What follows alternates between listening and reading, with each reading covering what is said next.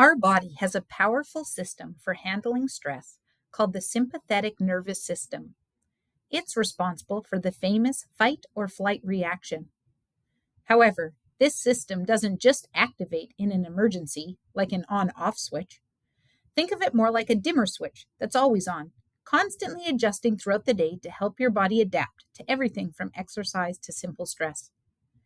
The entire system is controlled by two main chemical messengers: norepinephrine, norepi, and epinephrine, epi. They are also called catecholamines.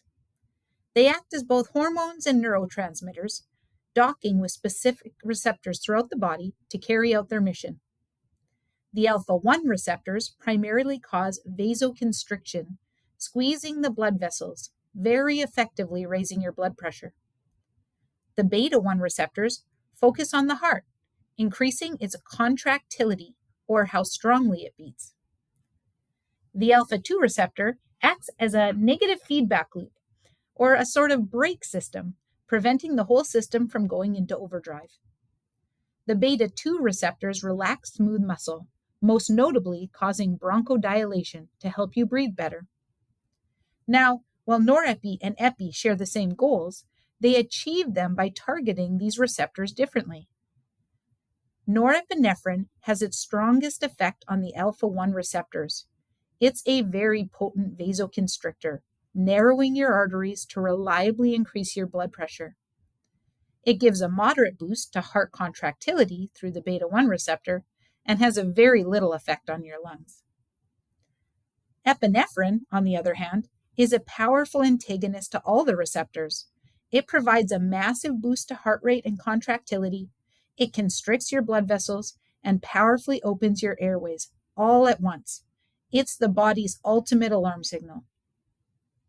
These distinct profiles are why we use them differently in medicine. Because of its powerful do-everything effect on the heart, blood vessels, and lungs, epi is our ultimate rescue drug. It's used for the most critical emergencies like cardiac arrest and severe allergic reactions. Norepi, with its reliable and potent vasoconstriction, is our primary vasopressor. We use it as a continuous infusion to specifically treat shock states, where the main problem is dangerously low blood pressure. So, if epinephrine and norepinephrine are the heavy-duty tools for major crises, what do we use for the more routine, temporary blood pressure drops caused by anesthesia in the operating room? For this, we use synthetic versions, phenylephrine and ephedrine, precisely designed to be fast-acting, vastly less potent, and slightly longer-lasting versions of our body's natural catecholamines. Anesthesia-induced hypotension is often a temporary issue, most often caused by the vasodilating effect of many anesthetic drugs.